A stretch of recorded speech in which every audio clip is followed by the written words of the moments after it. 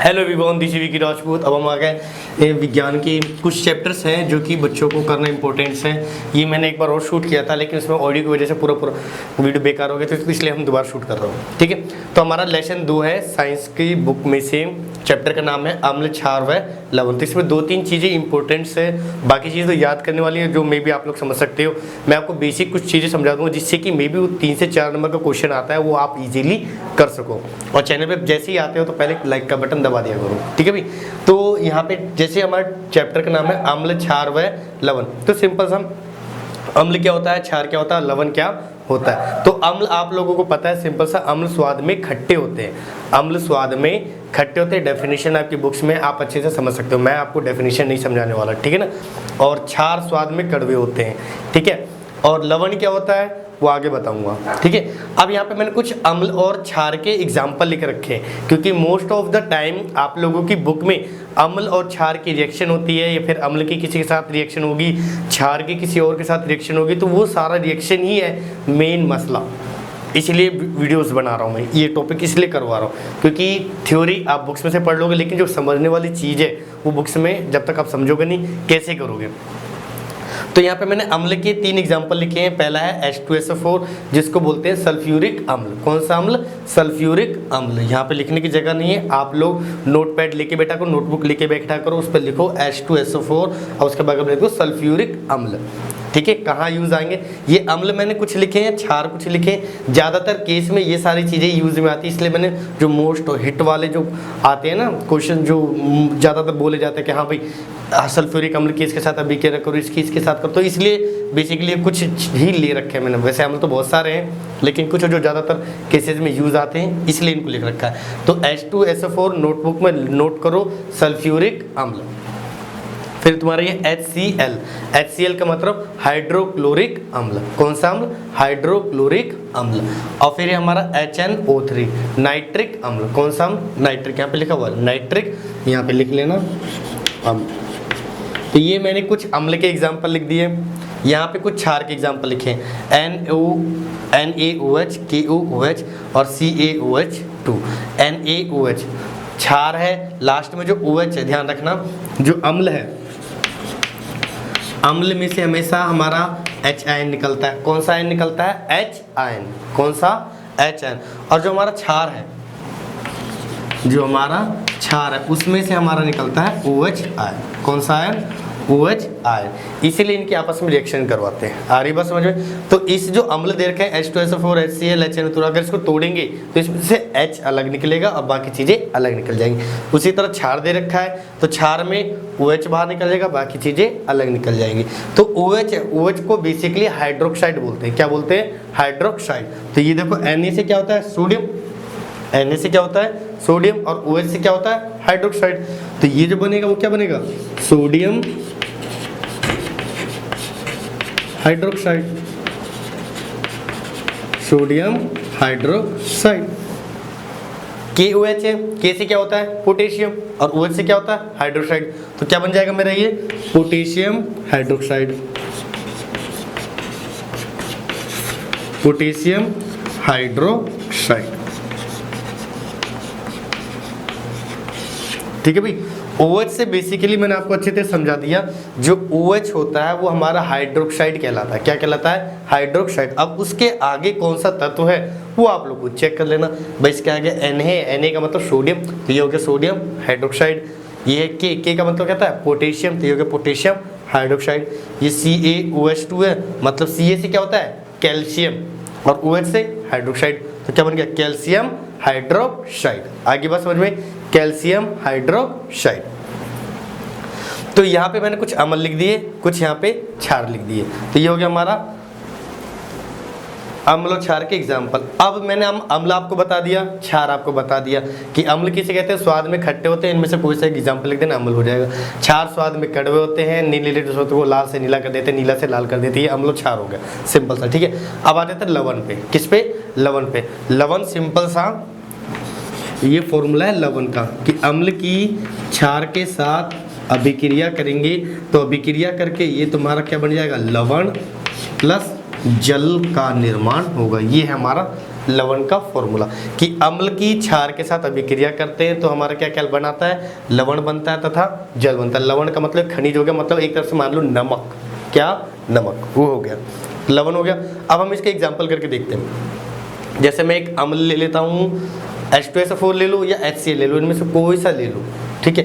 तो भाई मैं कहता हूँ H2SO4 ले लो, तो मैंने क्या किया, H2SO4 ले लिया।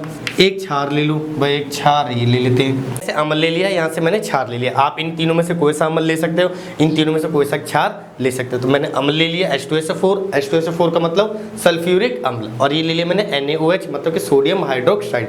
अब मैंने जैसे पहले बता दिया कि अम्ल में से H आयन टूटेगा और क्षार में से OH आयन टूटेगा। तो इसमें से तो भाई ये OH आयन टूट गया, इसमें से H आयन टूट गया, क्लियर है। इसमें से H आयन टूटा, इसमें से OH निकला, मतलब H और OH निकल के लास्ट में तो बन गया मेरे पास जल। ये तो आ गया मेरे पास जल, क्या आ गया भाई, जल, ठीक है। अब मेरे पास बच गया Na और इधर से बच गया SO4, ठीक है भाई। Na है, Na प्लस का, OH माइनस का, H में से ये प्लस का और ये माइनस का, तो ये प्लस और माइनस ये तो जुड़ के आपस में जल बन गया। अब यहाँ पे देखो, हमेशा ये गलती मत करना कि पहले ये लिख दो फिर ये बाद में लिख दो। सोडियम हमेशा पहले आता है क्योंकि प्लस वाली संख्या है वो पहले लिखी जाती है और माइनस वाली बाद में लिखते हैं, ठीक है। और मैंने तुम्हें एक चीज़ बता रखा है कि Na2SO4 सोडियम है, अकेला नहीं लिखा जाता। जैसे कि हाइड्रोजन अकेला नहीं होता, क्लोरीन अकेला नहीं होता, उसी तरह सोडियम भी है जो कई जगह पे हम उसको अकेले नहीं लिखते, उसको अभिक्रिया करते हैं तो Na2SO4 होता है, ठीक है भाई।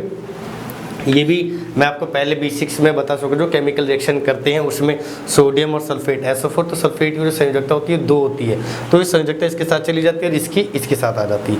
तो ये हो गया हमारा Na2SO4। कुछ चीज़ें आप लोग याद रख लेना, सोडियम सल्फेट का बनता है Na2SO4, नहीं तो मैंने आपको पिछले चैप्टर में जो पहला चैप्टर था उसके अंदर आपको रिएक्शन बनाना सिखा रखा है, उसमें कैसे इनको आपस में जोड़ते हैं वो बता रखा है। तो इसका हमारा बन गया Na2SO4 और ये हमारा हो गया। तो ये जो चीज़ बनी मेरे पास, ये बेसिकली बनी लवण। क्या बन गया, लवण। कि भाई अम्ल है, क्षार है, इसकी अभिक्रिया करके लवण बन गया और ये क्या कहला गया, जल बन गया। और इसी अभिक्रिया को हम उदासीनीकरण अभिक्रिया कहते हैं। कौन सी, उदासीनीकरण अभिक्रिया। यही अभिक्रिया हमारी उदासीनीकरण अभिक्रिया कहलाती है। तो इस तरह से आप कोई भी रिएक्शन लिख सकते हो। अब रिएक्शन लिखने के बाद, अब यहाँ पे आपने अपने हिसाब से लिख दिया। अब लिखने के बाद सबसे पहला काम यही करना है, आपको चेक करना है कि ये समीकरण संतुलित है या नहीं है। और समीकरण संतुलित आपको मैंने पहले चैप्टर में भी समझा रखा है, यहाँ पे दोबारा समझा रहा हूँ जिससे कि आपका रिविजन हो जाए, ठीक है। अब देखो, हमें संतुलित करने के लिए सबसे पहले ये पता होना चाहिए कि असंतुलित कैसे है। भाई संतुलित तो हम जब भी करेंगे जब हमें पता होना चाहिए कि भाई समीकरण असंतुलित कैसे है। तो कैसे है चेक करो भाई। यहाँ पे देखो, हाइड्रोजन की परमाणु क्रमांक कितनी है, 2 और यहाँ पे 1। तो इस साइड तो टोटल अभिकारक में ये अभिक्रिया का निशान, इसके इधर वाली सारी संख्या अभिकारक, इधर वाले सारे तत्व उत्पाद, ठीक है भाई। तो इस अभिक्रिया के इधर में जितनी भी संख्या, जितनी भी तत्व है सारे अभिकारक हैं। इस अभिकारक में सबको अलग अलग देखना है। तो हाइड्रोजन का 2 ये रहा और 1 हाइड्रोजन का ये रहा, मतलब कि इधर हाइड्रोजन के कितने परमाणु हैं, 3।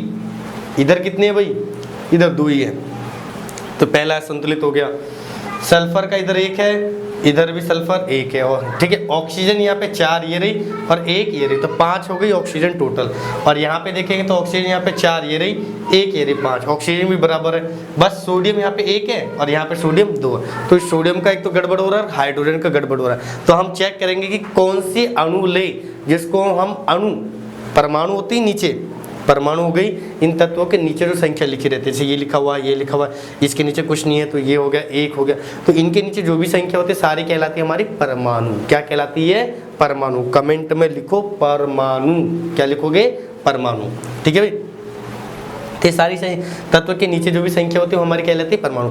अब हम क्या करते हैं, इसके संख्या आगे लिखते हैं, ना तो हम नीचे लिख सकते हैं, ना ही बीच में लिख सकते हैं, ना कहीं भी लिख सकते हैं। हमें जो भी लेंगे वो होगा अणु, और अणु हमेशा आगे लिखते हैं। अणु हमेशा जो हमारा पूरा यौगिक बनेगा उस यौगिक के आगे लिखेंगे। और जो भी हम संख्या लिखेंगे, जो भी अणु लिखेंगे, वो अणु उसके नीचे, उसके आगे जितने भी परमाणु होंगे, जितने भी तत्व होंगे, जैसे अगर मैं इसके आगे लिखता हूँ अणु, मान लो 2 लिखूं या 3 लिखूं, तो इसके बाद जितने भी तत्व हैं, भाई सोडियम है, सल्फर है, ऑक्सीजन है, इन तत्वों के सभी के परमाणु के साथ वो गुना होगा, सभी की परमाणु के साथ गुणा होगा, ये सिंपल सा फंडा है। ठीक है भाई, तो देखो यहाँ पे, तो मैं पहले हाइड्रोजन को बराबर करने की कोशिश करता हूँ। तो यहाँ पे हाइड्रोजन 2 है और यहाँ पे 1 है और यहाँ पे हाइड्रोजन ओनली 2 है। तो मैं क्या कर सकता हूँ, इस हाइड्रोजन के आगे 2 ले लूँ, तो ये तो हो जाएगा 2 दूनी 4, हाइड्रोजन 4 हो गई, ऑक्सीजन 2 हो गई, उसको बाद में देखें, पहले हाइड्रोजन बराबर करते हैं।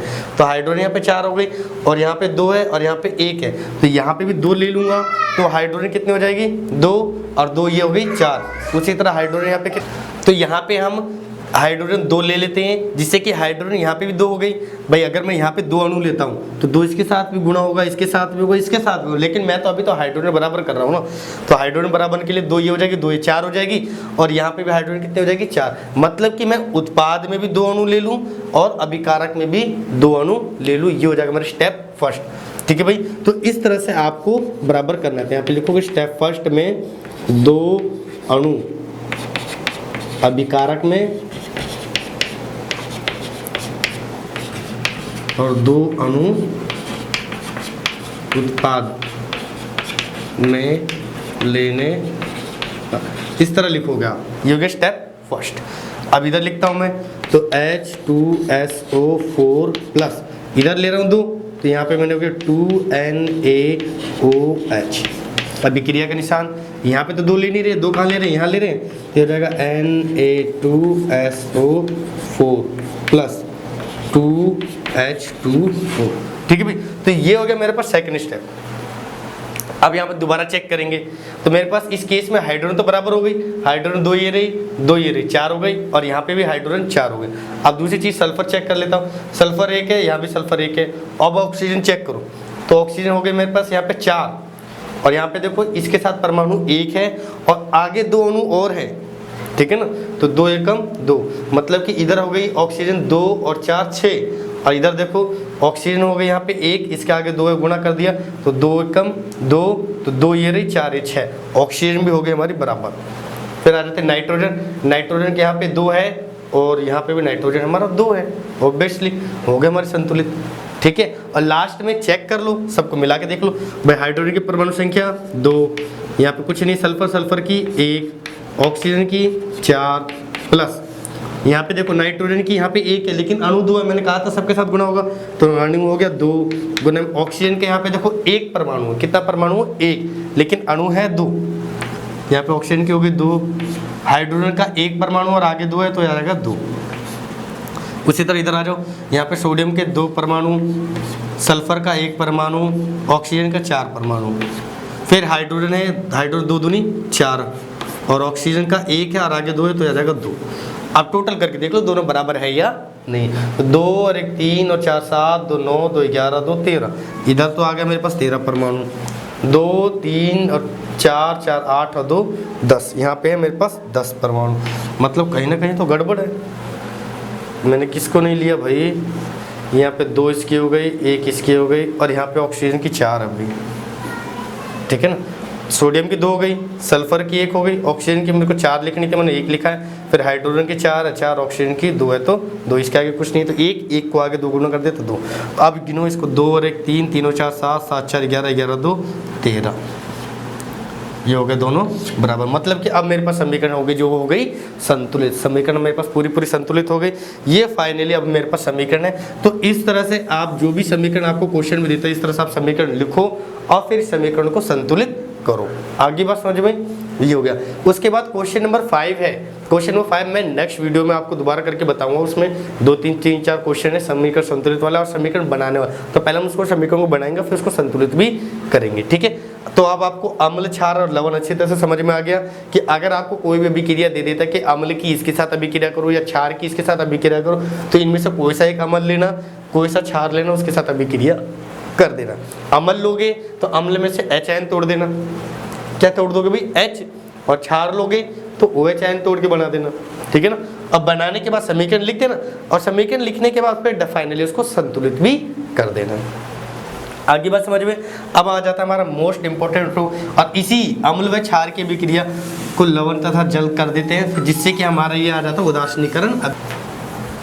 ठीक है भाई, अब हम आ गए पीएच स्केल पे। मैंने यहाँ पे नेक्स्ट टॉपिक डाल रखा है पीएच स्केल, फिर इसके ऊपर हम क्वेश्चन नंबर 9 में डिस्कस करेंगे। क्वेश्चन नंबर 9 के अकॉर्डिंग ही और एक दो क्वेश्चन 2-3 नंबर के आ सकते हैं, जिससे कि हमारा काम आ जाए, इजीली नंबर लेने का काम बन सकता है। तो पीएच स्केल बेसिकली होता है, पीएच स्केल सिंपल सा, जैसे कि मैं मान लूँ आपको एग्जाम्पल के रूप में कुछ तापमान होता है, तापमान चेक करने के लिए वो थर्मामीटर अंदर डालते हैं कि भाई कितना तापमान, कितने डिग्री सेल्सियस का, तो उससे हमें तापमान पता चल जाता है पानी का। जब हम बॉईल करते हैं तो पानी का तापमान पता करने के लिए थर्मामीटर होता है ना, उसी तरह कोई हमारे पास लिक्विड है, उसके अंदर अम्ल है या क्षार है, उसकी मात्रा चेक करने के लिए पीएच स्केल का निर्माण किया गया है। किसका निर्माण किया गया है? पीएच स्केल का। डेफिनेशन आपकी बुक्स में है, गाइड में आप अच्छे से याद कर सकते हो। मैं बस आपको पीएच स्केल समझा देता हूँ कि पीएच स्केल आखिरकार है क्या, फिर उसके अंदर प्रबल अम्ल है, दुर्बल अम्ल है, फिर प्रबल क्षार है, दुर्बल क्षार है, इसके हम कैसे कैसे डिफाइन करेंगे, इनमें से कौन कौन सी चीज़ें प्रबल होगी, कौन सी क्षार, तो सारी हम डिस्कस करेंगे। ठीक है, तो प्लीज़ चैनल को लाइक आते लाइक कर दिया करो, ना लाइक हो। ठीक है, देखो पीएच स्केल, पीएच स्केल में 0 से लेके 14 तक नंबर होते हैं। ठीक है, अब बीच में आता है कि न्यूट्रलाइजेशन, ये आगे ये थोड़ा सा लगभग इस तरह से बनेगा, लगभग इस तरह से जाएगा। ठीक है ना, ठीक है ना। 0 से तो 7 का जो बीच वाला पॉइंट है ये हो जाता है हमारा उदासी। क्या हो जाता है? उदासी। यहाँ पे ना तो अम्ल ज़्यादा है ना ही क्षार ज़्यादा है। अब इसमें देखते कैसे हैं, देखो यहाँ पे ढंग से देखो, अगर पीएच स्केल का मान अगर 1 आता है, किसी का पीएच का मान 1 है, पीएच का मान 1 है, मतलब यहाँ पे 1, मतलब कि देखो मैंने फिर लाइन भी खींच रखी है, ये लाइन क्या है, यहाँ पे जो ऊपर जो लाइन है H+, मतलब सारे के सारे क्या हो जाएंगे हमारे H+ वाले हो जाएंगे, और ये सारे किस में हो जाएंगे? OH-, मतलब कि H+ किसको दर्शाता है? अम्ल को, OH किसको दर्शाता है? क्षार को। ठीक है ना, तो ये हो गया हमारा अम्ल और ये हो गया हमारा क्षार डायरेक्टली। तो अब यहाँ पे देखो, अगर किसी का पीएच का मान 1 आता है, मतलब यहाँ पे अम्ल की मात्रा ज़्यादा है, क्षार की बहुत ही कम है, इस तरह से देखना। तो यहाँ पे अम्ल की मात्रा बहुत अधिक है, क्षार की बहुत ही कम है, ना के बराबर। तो यहाँ पे हो जाएगा प्रबल, मतलब स्ट्रॉन्ग अम्ल। कौन सा अम्ल? स्ट्रॉन्ग, क्योंकि यहाँ पे अम्ल की मात्रा बहुत ही ज़्यादा, स्ट्रॉन्ग। तो स्ट्रॉन्ग का मतलब हो गया प्रबल, अम्ल मतलब एसिड, तो यहाँ पे बनेगा हमारा स्ट्रॉन्ग एसिड। ठीक है, 2 पे भी गए तो मे भी अम्ल की मात्रा तब भी ज़्यादा है, क्षार की कम है, तो भी क्या बनेगा हमारा? स्ट्रॉन्ग अम्ल, प्रबल अम्ल। 3 पे जाते हैं तो भी लगभग स्ट्रॉन्ग रहता, थोड़ा बहुत क्षार की मात्रा बढ़ जाती है, थोड़ा बहुत क्षार की मात्रा बढ़ जाती है। तो 3 तक तो हमारे होगा प्रबल अम्ल, यहाँ पे अम्ल की मात्रा ज़्यादा, क्षार की मात्रा कम। जैसे में 3 से 4 पे आए तो यहाँ पे क्षार की मात्रा भी बढ़ गई थोड़ी सी, और अम्ल की मात्रा थोड़ी सी कम हो गई, तो यहाँ पे हो जाएगा हमारे पास दुर्बल अम्ल। कौन सा अम्ल? दुर्बल अम्ल। 0 से 7 तक रहेंगे तो अम्ल ही, 0 से 7 तक, 0 से 7 मतलब 7 तक पहुँचे, मतलब 6 तक रहेंगे तो अम्ल ही। ठीक है, अब यहाँ पे तो इधर से हमारे स्ट्रॉन्ग, अब जैसे हम इधर इधर बढ़ गए तो ये हो गया हमारा वीक, मतलब दुर्बल। तो नंबर 4 आ गया, किसी का पीएच का मान 4 आ गया तो दुर्बल अम्ल, 5 आ गया तो भी दुर्बल अम्ल, और 6 आ गया तो भी दुर्बल अम्ल, और अगर 7 आ गया तो सीधा सीधा उदासीन। यहाँ पे न्यूट्रल है, ना ही अम्ल की मात्रा ज़्यादा है ना ही क्षार की मात्रा ज़्यादा है। मैं थोड़ा ये बीच में सेंटर पे आ जाएगा, यहाँ पे ना, यहाँ से जाएगा, तो यहाँ पे ना तो अम्ल की मात्रा ज़्यादा होती है ना क्षार की ज़्यादा होती है, इसलिए होता है हमारा उदासीन। आगे बात समझ में। फिर इधर देखो, अब जैसे मैं 8 पे आता हूँ, अगर किसी पीएच का मान 8 आता है तो यहाँ पे देखो अम्ल की मात्रा बहुत कम है, क्षार की मात्रा थोड़ी बहुत कम है, थोड़ी बहुत कम है, मतलब है तो सही, यहाँ पे अम्ल की मात्रा कम है, अम्ल की मात्रा थोड़ी बहुत है तो सही, ज़्यादा है तो थोड़ी ज़्यादा। तो यहाँ पे क्षार की मात्रा थोड़ी बहुत एक्स्ट्रा है, लेकिन यहाँ पे अम्ल की मात्रा भी बहुत है, तो यहाँ पे आता आ जाएगा हमारे पास दुर्बल क्षार। कौन सा क्षार? दुर्बल क्षार। कौन सा क्षार? दुर्बल।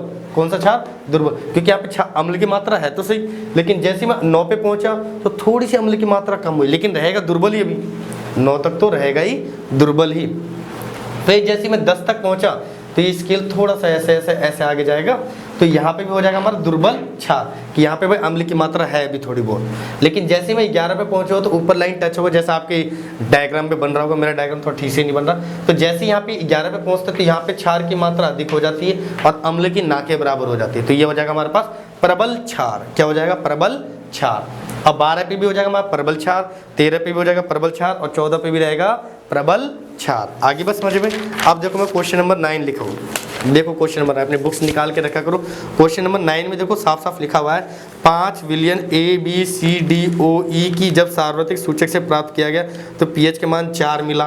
भाई एक का पीएच का मान 4 है, दूसरे का 1 है, तीसरे का 11 है, चौथे का 7 है, पाँचवें का 9 है, दे रखा है। अब इसमें से तुम्हें बताना है कि कौन सा परबल है, कौन सा 4 है, कौन सा क्या है, कौन सा क्या है। तो सिंपल सा, ये देखो पहले pH का मान 4, pH का मान आ गया 4, तो यहाँ पे मैंने बताया था 3 तक तो स्ट्रॉन्ग है, जैसे थोड़ा सा इधर गया तो यहाँ पे क्षार की मात्रा बढ़ गई, अम्ल की मात्रा घट गई, तो यहाँ पे मेरा हो गया दुर्बल अम्ल, रहेगा तो अम्ली 6 तक रहेगा तो अम्ली, तो 4 हो गया मेरा दुर्बल अम्ल। 1 कमेंट करो तुम लोग, 1 कितना आएगा। फिर इसके बाद 11, अपन आ गए 11 यहाँ पे, मतलब यहाँ पे क्षार बनेगा, क्या बनेगा, क्षार। कौन सा क्षार, कमेंट करके बताओ, अभी समझाया था मैंने, ठीक है ना। और 7 तो हमारा है ही उदासीन, ये तो हमें चेक ही नहीं करना कि भाई अम्ल है या क्षार है, सीधा से उदासीन है, उदासीन हो गया। फिर पहुंचते हैं 9 पे, 7, 8 और ये 9, तो 9 तक मैंने बताया था तुम्हारा कि क्षार, अम्ल की मात्रा थोड़ी ज़्यादा रहती है, क्षार की थोड़ी बहुत कम होती है, ये होगा हमारा दुर्बल क्षार। तो इस तरह से आप लोगों को बताना होगा। 2 नंबर का 3 नंबर का क्वेश्चन आएगा pH स्केल, भाई ये तो ये pH स्केल पढ़ना समझ में आ गया, एक बार समझना, फिर उसके बाद तो 2 नंबर फ्री के हैं, ठीक है। तो अब हम मिलेंगे अगली क्लास में, तब तक इसको अच्छी तरह से समझो ढंग से, और मैं कोशिश करूँगा कि आपको रेगुलर क्लासेस दे सकूँ, एग्ज़ाम तो सर के ऊपर ही है, ठीक है ना। तो अब तक, अब के लिए बाय, अब हम मिलते हैं नेक्स्ट क्लास में। और जिन्होंने चैनल सब्सक्राइब नहीं करा, चैनल जरूर सब्सक्राइब करें, और दूसरा वाला तो कर ही दिया करो, ठीक है ना। उसको करने से मतलब नहीं, उस चैनल को सब्सक्राइब करके वीडियोज़ भी देखा करो उसकी, वो आपकी लाइफ से रिलेटेड वीडियोज़ है, ठीक है। तो अब मिलते हैं अगली क्लास में।